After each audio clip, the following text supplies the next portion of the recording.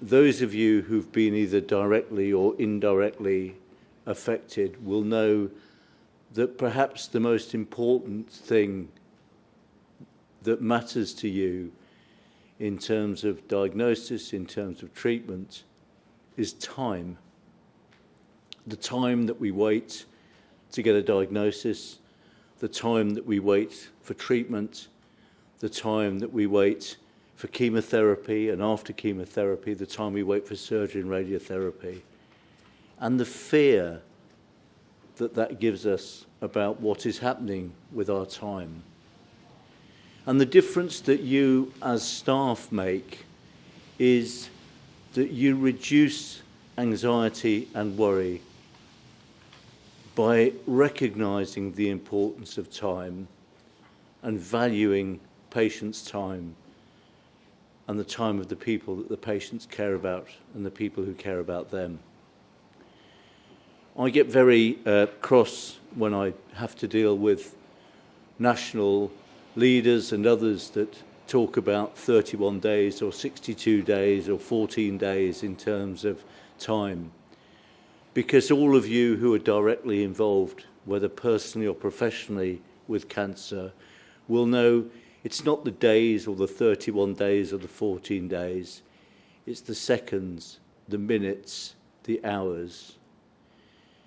And for each night that you lie awake worrying, we can make a difference. You make a difference every single day to the lives of the people that we serve by reducing the amount of time that people are scared, that people are worried, that people are spending time not with their loved ones.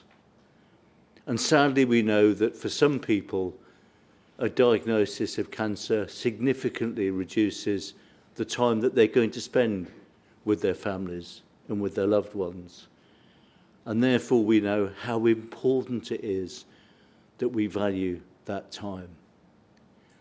So I want to say a massive thank you to each and every one of you for valuing patients' time, for providing compassionate care with kindness and real compassion to every single stage of the people on that journey.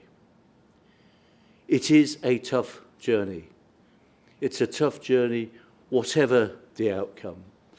But I know that each and every one of you, as volunteers, as members of staff, as patients who've been on that journey together, do everything within your power to make that journey as kind, as compassionate, and valuing time at every level.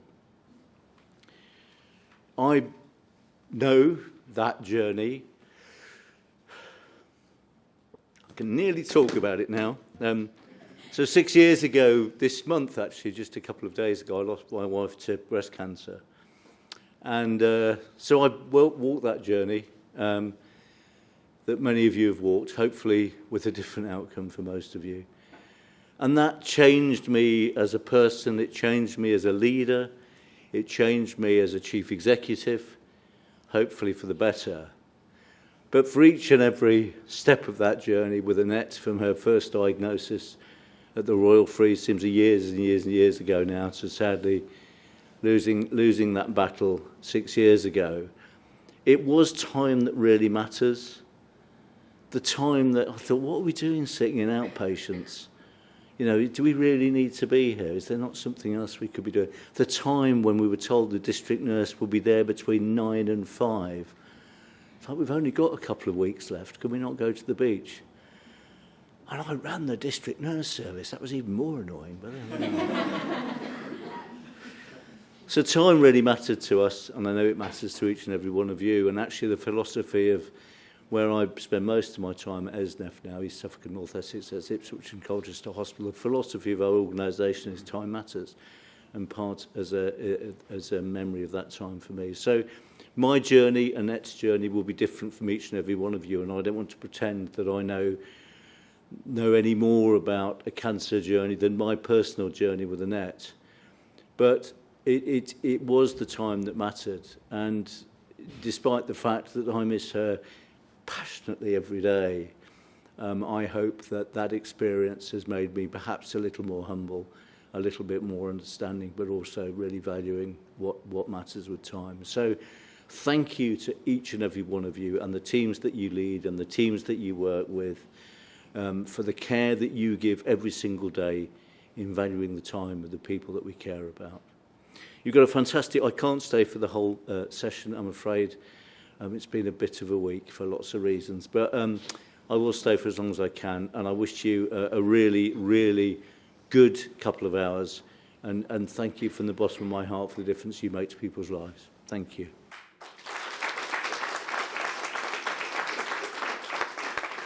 So what are we going to talk about today? So today we're going to talk about the cancer pathway, and what we're going to talk about is the different aspects of the cancer pathway, from referral through to diagnosis, through to treatment. And what we're going to hear from different clinical specialists in terms of their particular area, in terms of what they do and how they join the pathway together. And we're fortunate enough to have some patients to come and tell us about their experiences of the pathway as well, and that will certainly be very valuable for us as clinicians to get their direct feedback.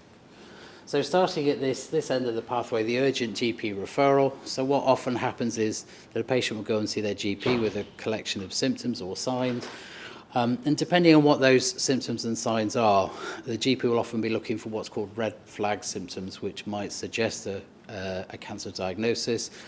And then sometimes GP will organise a few initial tests, perhaps a scan or some blood tests, to try and elucidate what's going on with respect to the underlying cause. And then they'll make that referral to us at the Norfolk and Norwich.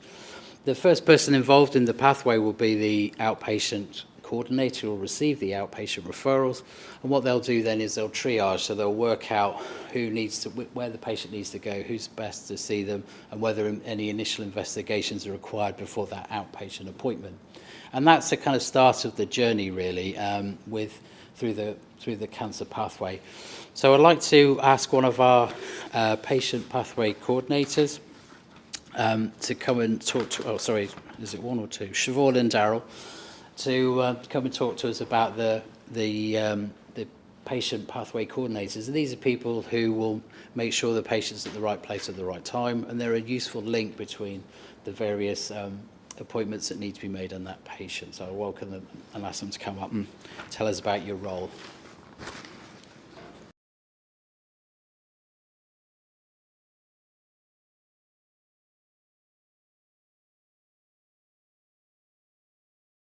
We are both PPCs, which, if you know what that means, brilliant. If you don't, this is the man for acronyms, not me. Anyway, I'm a patient pathway coordinator. We are responsible for the urology suspected and confirmed cancer patients. And at any one given time, we can have up to 650 to 700 patients. And the body site that we work in is urology, and the types of cancers that we have under our speciality are, to name but a few, penile, testicular, bladder, kidney, prostate, as well as patients with unexplained hematuria, which is blood, which is picked up in the urine, which either was tested because you can see it or you can't see it. So we have the ureter, which is your wee pipe, basically, and urothelial cancers, and these are cancers of the lining of your bladder. Renal and renal pelvis cancers. These can be to eat rape patients, or patients who are having subsequent cancer treatments, or patients with an incidental finding of a cancer, and those that have been referred to us from other hospitals, because we are a cancer tertiary centre, and we take patients from the James Paget, the Queen Elizabeth, Peterborough. I could go on. They come to us from all over. So now I'll hand over to Daryl. So, for example, if the patient was a 2-week wait, our job starts the moment the patient leaves the doctor's surgery and the GP makes the referral. We track the patient from point of referral through investigations, diagnosis, and on to treatment, or for some, the good news that cancer has been excluded. All this information is recorded onto a system called the Somerset Cancer Registry, which can be viewed by all members of staff who will be involved with that patient's care. We chase for timely appointments and investigations for each patient. sometimes delays can occur which are out of our control, and that's when we escalate to our direct managers and also report to the senior cancer management team at our weekly PTL meeting. PTL is a patient tracking list, and you'll see an example of some of the information that we have to add to that tracking list in Somerset. And unfortunately, as Siobhan said, I do like an acronym.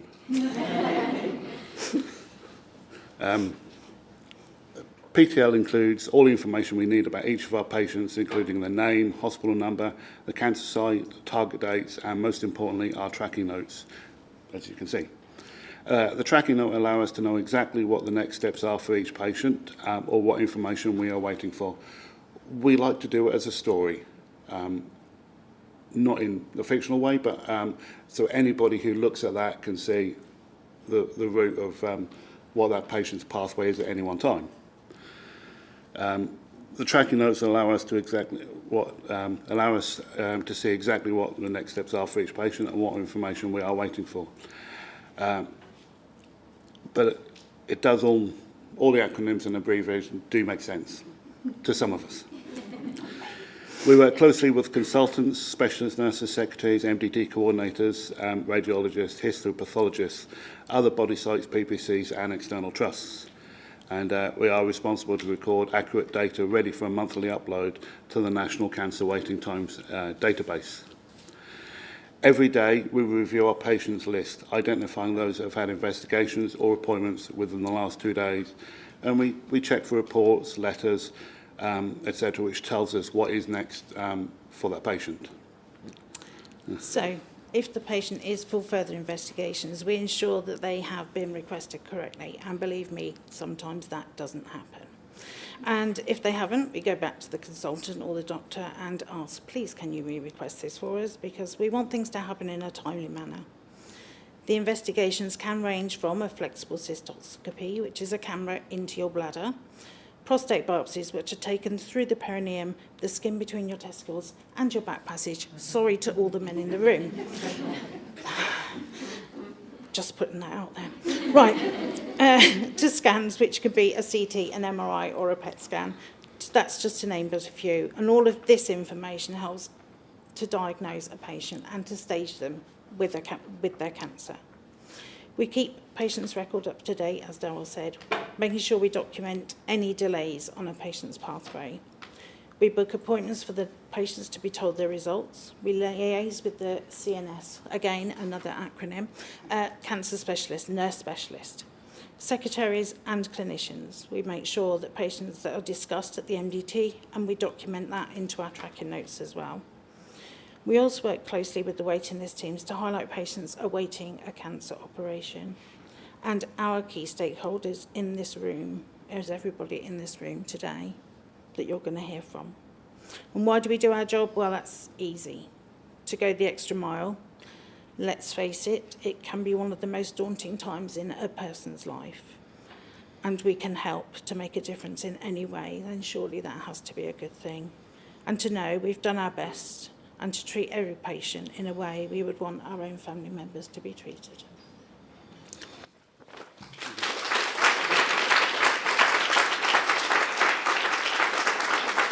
So we're going to move on now and hear from Kerry Proctor, who's a lady who's been a medical secretary and also what's called an MDT, or multidisciplinary team coordinator.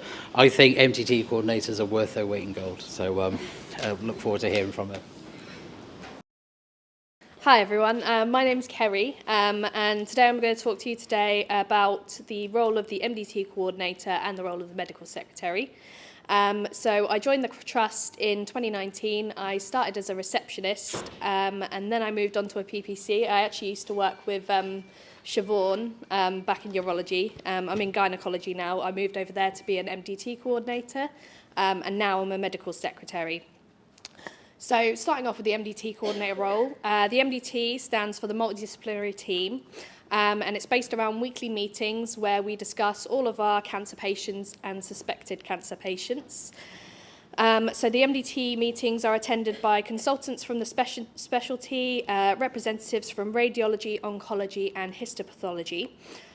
Usually there's about sort of 10 healthcare professionals in attendance, and the role of the MDT coordinator is to manage and populate a list of patients who require discussion and review of their imaging and pathology to decide on a treatment plan according to their specific cancer grade and stage.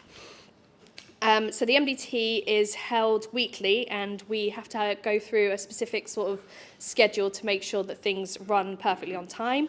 There is an MDT cut-off time for referrals, so we don't accept referrals after Wednesday at 9:30, and then we populate the list and send that out at 10:30 the same day.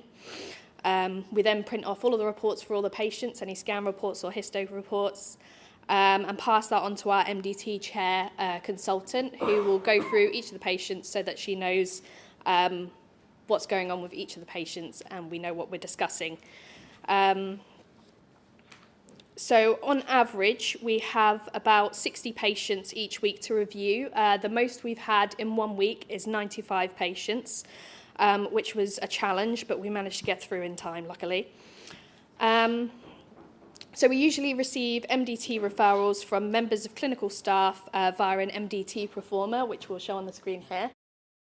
This will need to include the diagnostic tests that need reviewing, a summary of the presenting complaint of the patient's BMI, the performance status, and just a simple outline of their past medical history. So this particular patient came in as an inpatient under the neurology team.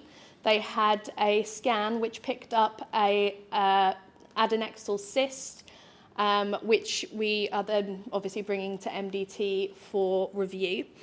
So we'll look at the scan in the MDT and decide what needs to happen next with them, and whether that's suspicious enough to suspect cancer. I picked this particular Performer because it's a good example of some scruffy doctor's handwriting. Although this is one of the better ones, there are some that I'll need to take back to the consultant just to clarify. Nothing wrong with that. So if any information is missing from the forms, then MDT coordinator will need to go over the system and just double check to see if we can find anything. So this one's missing the BMI. So we'll have a look over the system and try and find that information so that we've got a good idea of what's going on with the patient. So during the meeting, all of the patients are discussed one by one. The attending histopathologist and radiologist will report on their findings, and all of the consultants in attendance will decide what needs to happen next with the patient. And the MDT coordinator, unfortunately, is tasked with typing up the entire meeting and everything that everyone's saying, which is definitely a challenge with all of the medical terminology that you have to pick up on. And once the MDT meeting has ended, the MDT coordinator will then go through everything that they've typed, make sure it all makes sense, no spelling mistakes. And that will then go to the cancer lead consultant just to make sure that everything is correct and accurate.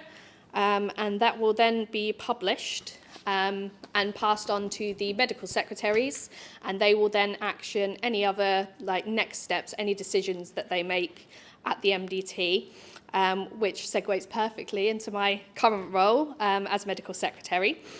So I'm currently the medical secretary to Mrs. Stickles, who's one of our new gynae-oncology consultants. So she specialises in gynecological cancers. So if any of her patients need anything, they come through to my phone number. And I have to decide how best to look after them, who to pass on their queries to. I've really enjoyed that part of my role, to be honest, because the thing is about the PPC role and the MDT coordinator role is that you don't get very much contact with patients.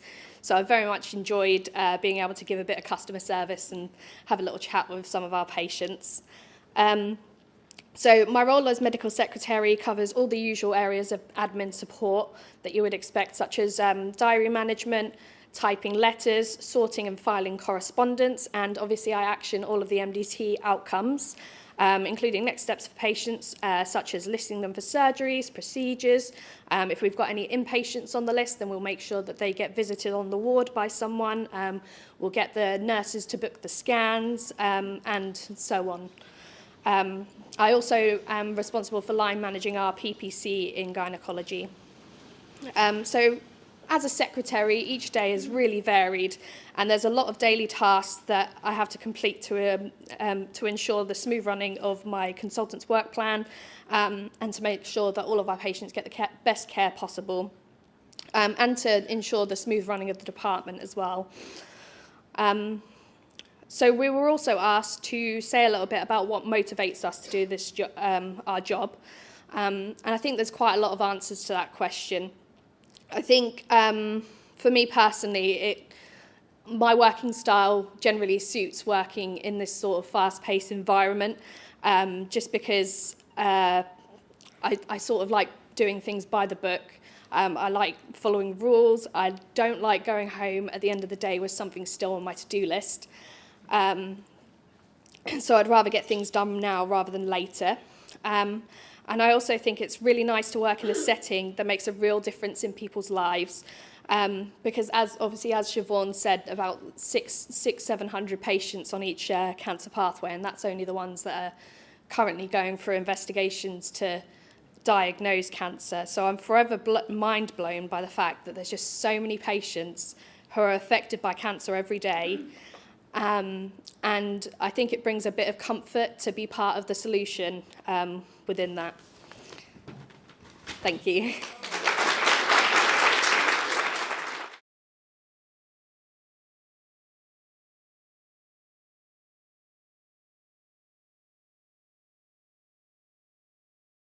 As Matt said, I'm not Tracy. I'm Bethan. I'm the Macmillan Information Manager here, and I am stepping in. I'm going to read Tracy's words verbatim, so exactly as she's written them, because I think they're really powerful. Okay. Hello, my name is Tracy, and I'm a patient representative for the Together Against Cancer group here at the NNN.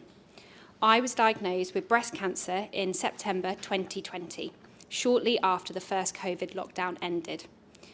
Before my diagnosis, I was a 33-year-old teacher and a mum to a very energetic 2-year-old. My family and I had just taken the opportunity to go away to North Norfolk over the August bank holiday before I went back to teaching. It was an idyllic holiday, as you can see from the pictures that Tracy has provided. After a long day on the beach, and while contorted in a caravan shower, I discovered a lump in my breast that I knew was absolutely not normal for me. Worried about how I was going to get to see a doctor in the middle of a pandemic, I called my GP practice. I was relieved when the nurse practitioner said that she would see me the next day to hopefully put my mind at ease. The nurse examined me carefully and went on to explain that though she thought it was probably not anything sinister, she wanted the experts at the hospital to check me out to be absolutely sure. I went away feeling anxious but reassured that everything was being done to find out what it was. Ultimately, I owe this lady my life. If it wasn't for her listening to me, taking my concerns seriously, and being completely thorough with her checking of my symptoms, it's unlikely that I'd be standing here in front of you today. I will forever be grateful that despite my age, she didn't fob me off, she didn't blame hormones, or ask me to see how it goes. Because young people do get cancer. More often than not, they are aggressive cancers, cancers which, if not diagnosed early and treated quickly, can have very poor outcomes. Having received a call from the hospital, I attended an outpatient appointment. Thanks to COVID rules, I was alone. Despite this, I wasn't overly concerned since I'd attended similar appointments twice before for my lumps, which turned out to be cysts. So I'd assured and hoped that this would be the same. However, it soon became clear that this wasn't the case this time. In less than an hour, I was examined by a trainee, then by a surgeon. I had an ultrasound, biopsy, mammogram, and while laying on the bed, still bleeding from the biopsy, I was told I had something nasty. Looking back at this, I know how fortunate I was to have not had to wait weeks between each of these tests, since this sped up my diagnosis and meant I could get into treatment quickly. At the time, though, it was like being hit by 100 buses all at once. Whatever they were saying didn't matter. I wasn't hearing them. All I could say to the wonderful specialist nurse who scooped me up and held my hand was that I had a 2-year-old and he needed me.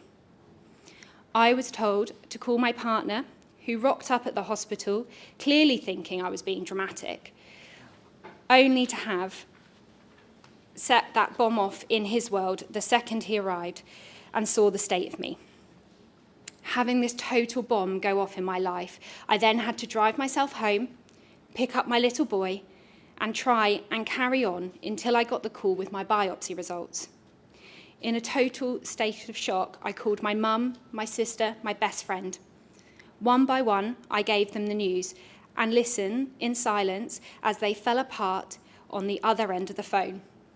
More bombs going off in more people's lives. They had a heap of questions, none of them I had the answers to. What's more, it was 5 p.m. on a Friday. No one from the hospital was going to be calling me or even available to answer any of my questions for at least 2 days. Now, I have since learnt my lesson here, but the first thing I did was Google breast cancer prognosis. Trust me, Dr. Google is not your friend. Despite my master's degree, it was like I couldn't even read. I knew nothing about cancer, not what it caused it, what hormones had to do with it, how many different types there were with totally different treatments. I had a million questions and was totally overwhelmed. I spent the next few days waiting. I wasn't even really sure what I was waiting for. Now I understand that behind the scenes, a lot of work was happening to get my biopsy results ready, to have them discussed at MDT meetings, get me staging scans booked in, and a treatment plan organised. To me, though, the silence led to pure panic. For me, this was the absolute worst part of my cancer experience. I had been told that I had cancer, and there was absolutely no plan. Had they forgotten about me? Why was it taking so long? Could the cancer be spread during the night while I was laying there awake? Even if I was lucky enough to fall asleep, I dreaded waking up, because for a few perfect seconds, I would forget. Then I would remember, and it would hit me like 100 buses all over again. We've heard a lot in recent years about the importance of kindness. In the 2 weeks between my initial appointment at the hospital and first consultant appointment, it's important for me to say, as an outsider, I looked completely normal. I went to the beach. I went to the farm. I even went on a photo shoot. In reality, though, my world had been totally tipped upside down. I asked for the photos to be taken of me in case my little boy didn't remember me. I booked the days out and smiled for the camera to try and make memories he could have, even if that was just through photos. You never know what someone is going through, but one thing I will never forget is the kindness that I was met with at every stage of my journey after that. If you are here in any capacity from secondary care, you might not be able to promise that you can fix me, but your kindness was and still is everything. Thank you.